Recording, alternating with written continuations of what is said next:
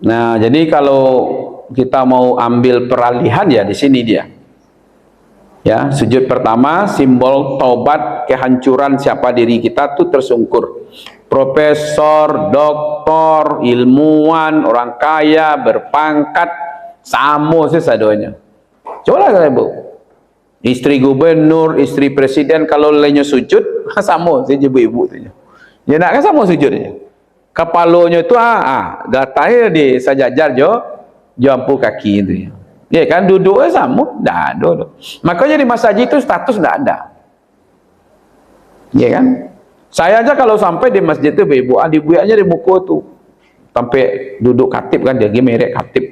Dari imam enggak, itu risih betul. Pas salat tiba mau situ mau duduk yang merek mau buang tuh, mau sepak agak luar. Boleh tanya jauh-jauh gitu. Ya, tidak ada yang spesial lah. Tapi bagi pengurus masjid sebenarnya ingin menunjukkan, ya kan? Jadi kok katib, kok siko, itu sebenarnya. Tapi rasa-rasanya kok beda lah pada orang lain. Nah, kira-kira seperti itu kan? Iya, makanya kalau lah duduk itu tuh merekku singkirkan lah, ya kan? Tidak perlu lu sampai nambah katib kumah gitu. Ya kan? Nah, bawa men setting diri kita itu kita orang biasa saja Bu. Jujur saya percaya ke ibu kalau seandainya Allah tidak tutupi aib kita hari ini, anda ada seorang Allahnya ke siku kedo. Maunya aib siapa itu dibukaan. Ya, ustaz apa kok gitu. Pasti seperti itu kan. Kalau dibukaan aib Pak, cuma itu beruntunglah orang-orang yang sibuk mencari aib dia sendiri sehingga tidak sempat melihat aib orang lain. Iya kan? Maka itu seringlah kita menganggap kita lah yang dalam posisi ini kita yang salah sebenarnya. Ya cari aib kita lalu perbaiki, ya kan? Simbol hancur seluruh posisi kita tidak ada lagi kalau sudah sujud. Mau pejabat, mau penjahat, mau apa, mau kaya, mau miskin, tidak ada lagi. Asal dia sujud sama. Maka di masjid itu sama saja Bu.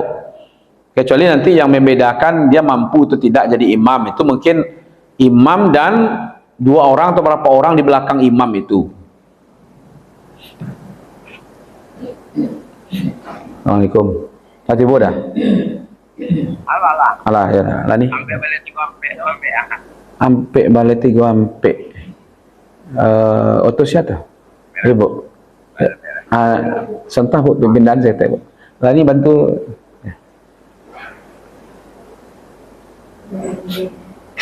Nama otrek ya, trek ke belakang.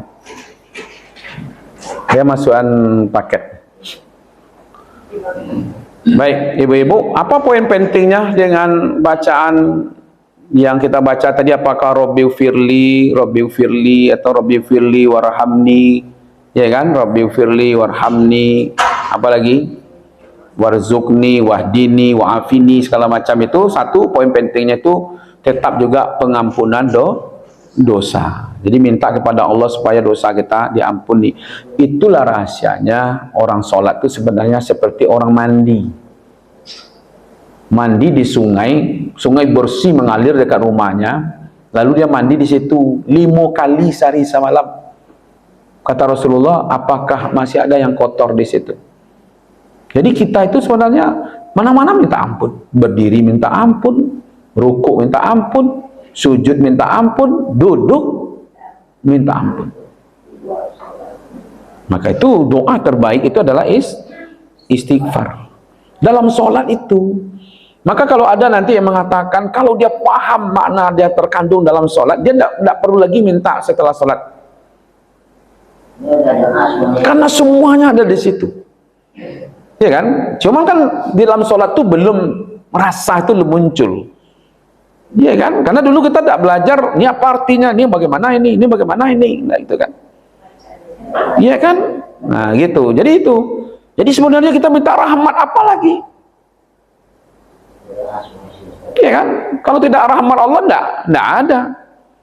Indonesia ini saja merdeka berkat rahmat Allah. Betul-betul ya dalam pembukaan undang-undang itu disebut tuh.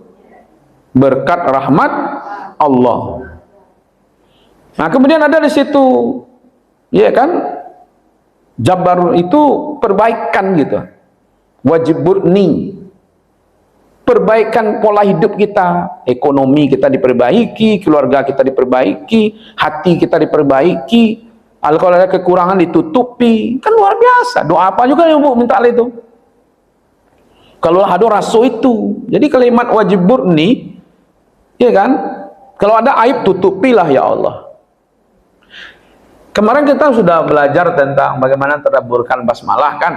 Jadi ketika ibu membaca bismillah itu terasu sekali di situnya langsung tiba saja. Bismillahirrahmanirrahim, berarti ini karena izin Allah, ini karena kekuatan diberikan oleh Allah, ini karena kehendak Allah, ini karena berkah Allah. Gitu, tabayang itu. Jadi ketika kita membaca Bismillahirrahmanirrahim itu, tabayang dakwah itu. Ini karena Allah izinkan saya bisa melakukan ini. Ini karena Allah yang memberikan kekuatan saya bisa ini. Ini Allah berkehendak sama dengan saya. Bisa saya makan, bisa saya minum. Jadi itulah kalimat Bismillahirrahmanirrahim. Itu yang terbayang ibu-ibu itu wajib murni. Kalau sudah dipahami dia muncul di situ wajib murni, kebutuhan ekonomi, kebutuhan keluarga, kebutuhan hati kita yang mungkin sering naik-naik turun tensinya. Kadang elok mana, kadang-kadang mandeknya, kadang-kadang kan macetnya gitu. Ya kan? Tutupi kekurangan. Itu yang disebut dengan wajib murni. Ada hidayah di situ, minta. Jadi kalau tidak ada hidayah kosong.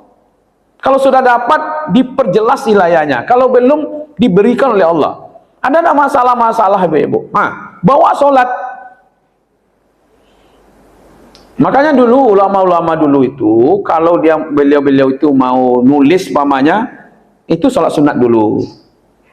Kalau ada yang dapat musibah pamannya dapat ibu berita, usahakan minta tolong kepada Allah dengan sholat sunat. Ya kan? Terserah apa saja. Kalau waktu duha bisa duha, ya kan? Kapan kita mau laksanakan? Ya kan? Minimal nanti sholat sunat mutlak. Ini dapat berita ini, umpamanya keluarga ada yang kecelakaan gitu. Supaya kuat kita baru wudhu, lalu sholat. Minta kepada Allah supaya ditenangkan. Ada satu lagi kalau kita ada langsung ke sholat. Apa nama sholat sunatnya? Bisa, kalau di waktu seperti ini bisa sholat duha. Kalau tengah malam berarti sholat malam. Kita misalnya kita akan Sholat mutlak. Iya. Kalau kita lupa meniru itu. Tidak ada masalah, sholat sunat saja 2 rakaat. Iya, sholat sunat saja ya. Tidak ada masalah. Jadi niatnya sholat sunat saja. Banyak sebenarnya sholat itu tidak ada namanya bu. Masuk ke masjid sholat sunat 2 rakaat. Iya kan? Namanya orang sebut namanya sholat sunat tahiyatul masjid karena menghormati masjid. Karena ada waktu duha lalu sholat di waktu duha, orang nyebut namanya sholat duha. Karena dia malam disebut sholat malam. Karena Ramadan dia malam disebut sholat malam Ramadan. Kan gitu. Ada yang sulit-sulit kan? Dia kan sedang sholat saya tidak sulit, makanya nama sholat. Ya tidak perlu. Iya, gitu ya. Minta dengan tenang sholat itu. Apa pengaruhnya ibu-ibu? Ada solusi. Ini ada ulama, dia sedang mau makan ini ibu. Lalu sudah dihidangkan, dia mau makan. Diberitahu pada dia anaknya meninggal. Kalau ibu apa? Ulama ini enggak, dia makan ya. Dia makan. Syekh, kok terus menjamakan? Ini rezeki dari Allah, itu rezeki juga dari Allah. Allah yang ngambil. Jadi kalau saya tolak rezeki ini, kedua-duanya hilang. Jadi awak tak makan nasi dia kan? Memangnya ibu kalau tidak makan, anak tertolong enggak? Enggak, yaudah. Itu levelnya itu kan beda levelnya kan. Awal langsung melajang sekali itu, mau hilang selera makan sekali itu kan. Padahal apakah dengan hilang selera makan itu anak hidup atau diselenggarakan? Sama aja. Jadi kita menyikapi itu, tenang dia, biasa saja. Apalagi meninggal ini sama aja barang hilang kan. Mula acuk-acuk orang meninggal, Bu. Tergantung iman kita tadi. Bukan tergantung iman kita. Kita diberi hidayah apa tidak. Sementara waktu kita membaca untuk hidayah saja, warfani wazukni wadini wabini wapani wakani. Iya kan? Membaca minta doa, saya model itu. Rabbi ufirli warhamni, semakin kancang tuh. kan dimulai kita kan. Cobalah dibayangkan, diresapi Rabbi ufirli. Ini mananya ya Allah ampuni dosaku. Bukan berarti diingat itu. Dia kalau sudah paham nanti dia datang. Keseriusan itu datang dia. Sehingga apa? Ada petunjuk gitu Ummu Sulaim itu anak sakit. Suaminya pergi kan. Meninggalkan dia dengan anaknya. Pulang. Sebelum suaminya pulang, anaknya meninggal. Iya kan? Malah ada HP. Waktu itu nepon-nepon tidak ada dah. Diselenggarakan anaknya yang sakit itu kan, meninggal itu. Selenggarakan. Kalau ditunggu ayahnya, tapi bila-bila pulang ayahnya kan. Pas Abu Sulaim itu suaminya pulang, dia tanya, gimana keadaan anak kita? Oh, bila dia sudah lebih baik keadaannya daripada sebelumnya. Sudah tenang dia sekarang. Nah, iyalah. Iya kan? Dikasihlah, dilayani, disuruh mandi, disuruh makan semacam, mohon maaf, malah dilayani hubungan suami istri. Setelah itu baru dia ngomong, dia cerita seperti ini kepada suaminya. Kalau kita dipinjami sesuatu oleh seseorang, lalu orang yang meminjami menjemputnya gimana? Apa kita kecewa atau kita berterima kasih? Ya, kita tentu tak kecewa, kita berterima kasih, sudah dipinjamkan. Nah, itulah terjadi terhadap anak kita. Allah yang meminjamkan, ya kan? Allah yang ngambilnya. Istrinya ngomong begitu kepada suaminya. Suaminya tidak terima itu, kenapa tidak dari tadi itu? Akhirnya dia melapor kepada Rasul kan? Suaminya tadi itu kok istrinya seperti ini? Didoakan oleh Rasulullah. Keluarga turunannya. Akhirnya dapat dia keluarga keturunan itu ada 10 penggantinya. Hafal jadi ulama besar ke-10-nya. Ini pertanyaannya ibu berang-berang pada ratok-ratok tiba di rumah. Kece ibu anak bangkitnya balik. Enggak kan? Nah, artinya di situ bukan karena iman, tapi ada yang mendapatkan hidayah untuk menghadapi masalah. Bukan karena bangkitnya, Pak. Tapi karena merasa bersalah jika tidak disampaikan dan disampaikan. Nah, dia mencari, dia betul-betul mengolah hatinya untuk menyampaikan kepada suaminya supaya suaminya itu tidak terbawa oleh emosional gitu ya kan? Dia sampaikan baik-baik. Ibu kan kadang-kadang menurut perasaan, lah jalannya lah meninggal. Iya kan? Pulang salah dulu. Nyo masih rumah sakit. Dah lama nyo ngecek meninggal tu. Kan ada begitu berita-berita kematian kadang-kadang gitu kan. Aja dah kita tahu nyo sudah meninggal. Kadang dia kita tahu nyo masih sehat, nyo masih ada. Tiba di rumah kita tahu lah mayat. Dah lebih parah jadinya. Lah meninggal orang gaya mau kecaya kan? Itu yang terjadi kan? Apa salahnya kalau diberitahu dengan baik-baik seperti tadi itu? Kalau kita dipinjamkan sesuatu, ya kan? Lalu, nah gitu, ya kan? Oh iyalah, kalau untuk jadi orang luar biasa tentu ya harus. Bayangkan suami Sulaiman aja. Assalamualaikum. Luar biasa. Salam Ustaz. Iya. Pada Ustaz lebih bisa dijawab ya Riko Ustaz. Dah ada jawab isi kemarin. Iya. Ariko, iya. Sungai Hati ya. Iya, pondok Kadabur. Oke, lah. Ya, Assalamualaikum. Ibu sekali mengaji kini langsung tapi pikir begitu lah. Nanti akan ada masanya. Iya. Jadi nanti akan ada saatnya nanti. Iya kan? Ada bukan orang luar biasa ya yang saya cerita itu pada ibu-ibu. Rumahnya terbakar, dia zikir jadi masjid kan. Nanti yang punya yang ambil katanya. Lalu dia doakan supaya malah nanti lebih diganti yang lebih baik. Ternyata rumah yang terbakar tuh ditengok kini kan lebih elok daripada yang dulu gitu. Ya kan? Begitulah kalau kita mau memahami gitu. Iko indah babu elok lagunya tambilang ganti apa?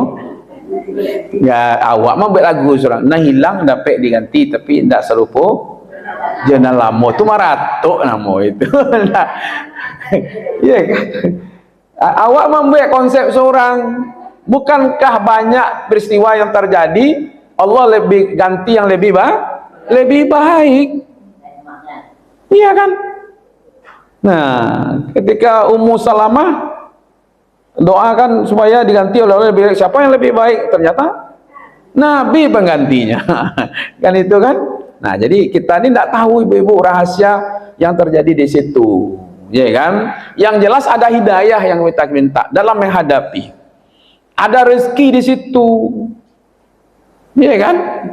Warzuqni. Rezeki itu kan luas. Ya kan? Ada ilmu, dapat dewa ilmu cara menghadapi masalah ini. Jadi masalah itu ibu-ibu bukan besarnya yang jadi masalah. Tapi ketika kita mendapatkan masalah, Allah tidak menolong kita. Banyak orang tertarung, tertungkut bukan karena batu yang besar. Tapi tasyalia dia kasih di lantai ada kasih tasyalia aja. Batu gadang enggak masalah. Jadi bukan besar atau kecilnya. Pertolongan Allah ada enggak di situ. Berarti yang kita minta di situ pertolongan Allah. Satu di antaranya warzuqni, ada ilmu, ada kesehatan, ada ketenangan, ada anak yang soleh. Semuanya kan, ya kan? Itu yang masuk kepada rezeki sebenarnya. Jadi walaupun duduk ya, tapi ada rintihan batin kita sebenarnya di situ. Tapi harus dikeluarkan Rabbighfirli warhamni, ya kan? Harus keluarkan begitu. Dari itu makanya ibu-ibu kalau sholatnya sholat wajib oke. Biarlah 1-2 saja yang terbaca tapi ada perasaan. Tapi ketika ibu sholat sunat kan bisa berlama-lama dengan Allah. Nah baca yang panjang tapi agak lembut. Biarlah duduk agak lama sikit ada. Awak tak balik lo kadang-kadang lah sholat sunat kancang lo pada sholat wajib. Ya kan? Karena ini wala zikrullahi akbar. Tidak ada yang lebih tinggi daripada dengan ini kan. Nah itu tentang bacaannya ya.